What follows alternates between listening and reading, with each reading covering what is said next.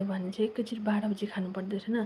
त्यहाँदेखि फेरि दिउँसो केही नखाएर एकैचोटि बेलुका 7 बजी मात्रै खानुपर्दो रहेछ होइन। त्यही कारणले गर्दाखेरि चाहिँ अहिले चाहिँ म के भन्नु डाइट फलो गर्दैछु है, जिउहरू मेन्टेन गर्नुको लागि। त्यही कारणले गर्दाखेरि अनि तपाईँहरू के कसो गर्नुहुँदैछ होइन। अन्त मेरो भिडियो हेरिदिनु भएकोमा मलाई होइन साथ सपोर्ट गरिदिनु भएकोमा धेरै धेरै धन्यवाद तपाईँलाई है। मलाई पनि साथ सपोर्ट गर्नुहोस्, तपाईँलाई पनि गर्छु म होइन।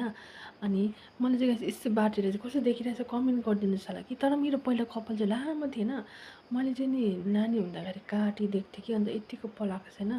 अन्त फेरि पुरा झरेको पनि छ नानी भएर होला। अनि म चाहिँ किन बाटेको भन्दाखेरि चाहिँ नि गाइस यस्तो डरलाग्दो घाम लागिरहेछ होइन। तपाईँलाई पनि म देखाउँछु होइन। अब चाहिँ यहाँनिर घरमा बस्यो भने चाहिँ कस्तो डरलाग्दो काम हुन्छ नि त, कपाल यता गर्दा यता झर्छ होइन। त्यही कारणले एकैचोटि यसरी बाटिदियो भने चाहिँ ढुक्कै हुन्छ नि त होइन। भरे एकैचोटि बेलुका सुत्ने बेला मात्रै खोल्छु भने सुतिरहेको छु।